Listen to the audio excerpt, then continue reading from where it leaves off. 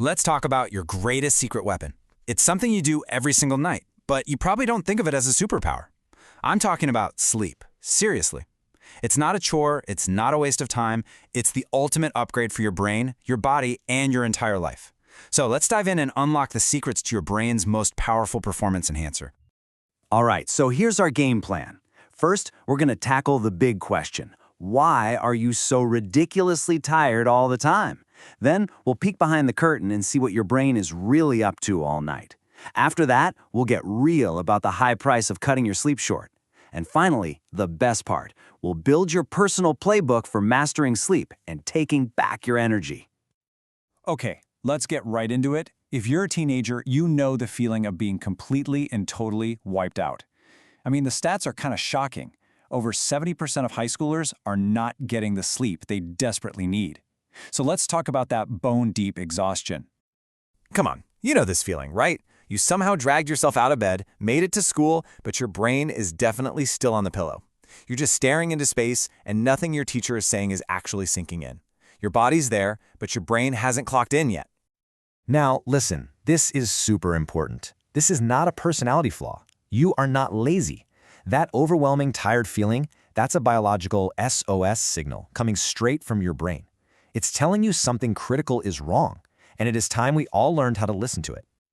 So let's pull back the curtain and see what's really going on in your head when you close your eyes. You might think your brain just switches off for 8 hours, but nope. It's actually punching in for a highly organized, absolutely critical night shift. To really get sleep, you have to understand what makes you sleepy in the first place. And it all boils down to two powerful systems inside your body, working together like a team to tell you when it's time to power down. Okay, so think of it like this. First, you've got your circadian rhythm. That's your body's internal 24-hour master clock. It's synced up with the sun, so it naturally makes you feel sleepy when it gets dark. But at the same time, there's another thing at play, the homeostatic process. Just imagine an hourglass. The moment you wake up, it flips, and sleep pressure starts building up all day long. The longer you're awake, the more pressure builds until you feel like you just have to sleep. A great night's rest happens when your clock and your hourglass are perfectly in sync. So once those two systems finally give the signal and you drift off to sleep, that's when the real work begins. Your body might be still, but your brain is just clocking in for one of its most important jobs.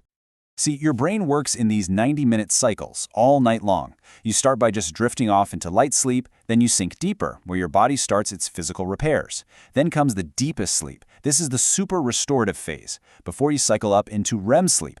REM is where the magic really happens. You dream, yeah, but more importantly, your brain acts like a librarian, sorting and filing all the important memories from the day, and you repeat this whole cycle about 4 or 5 times a night. And check this out. This is one of the coolest parts. All that thinking and learning you do all day actually creates metabolic waste in your brain, kind of like molecular trash. Well, during that super deep sleep stage, a literal cleanup crew washes through your brain and clears all that junk out.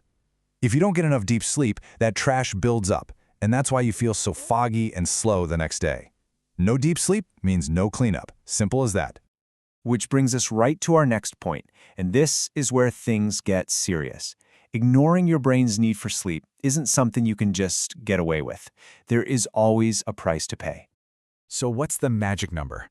For a teenager's developing brain, it is 9 to 9.5 hours. Not 7, not 8 if you're lucky, 9. And this isn't just a nice to have, it's a non-negotiable biological requirement for your brain to get all its night shift jobs done right.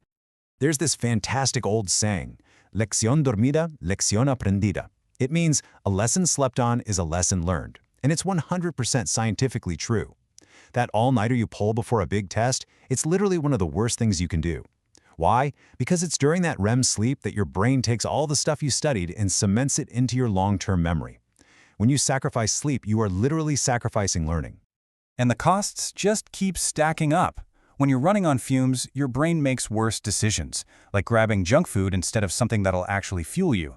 You can't concentrate in class, your immune system gets hammered so you get sick more often, and over time, it seriously puts you at a higher risk for some major health problems down the road.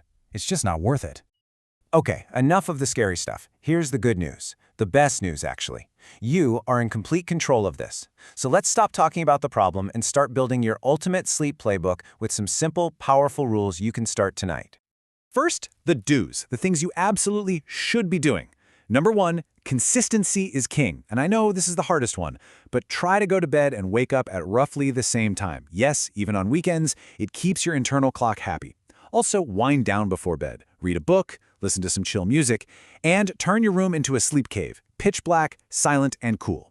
Get some sunshine during the day, and get your body moving with some exercise. Now for the don'ts, and these are just as crucial. The blue light from your phone, your tablet, your computer, it literally tricks your brain into thinking it's still daytime. So put the screens away at least an hour before bed. Cut out the caffeine and sugary drinks after 2 or 3 in the afternoon. Avoid huge meals late at night. In your bedroom? That room should be for one thing and one thing only: sleep. No homework in bed. So let's bring this all home. When you look at all the evidence, it's pretty clear that we need to totally reframe how we think about sleep. Here's the bottom line. Every hour you spend asleep isn't an hour you've lost. It's an hour you've invested. You're investing in your ability to focus, to remember things, to stay healthy, and to just feel good. It is hands down the single most effective thing you can do to be at the top of your game. So I'm going to leave you with this. The person you're going to be tomorrow, how sharp you are, how fast you are, how good you feel, all of that is decided tonight. The choice to scroll for another hour or to power down and invest in yourself, that choice is completely in your hands. So, what's it going to be?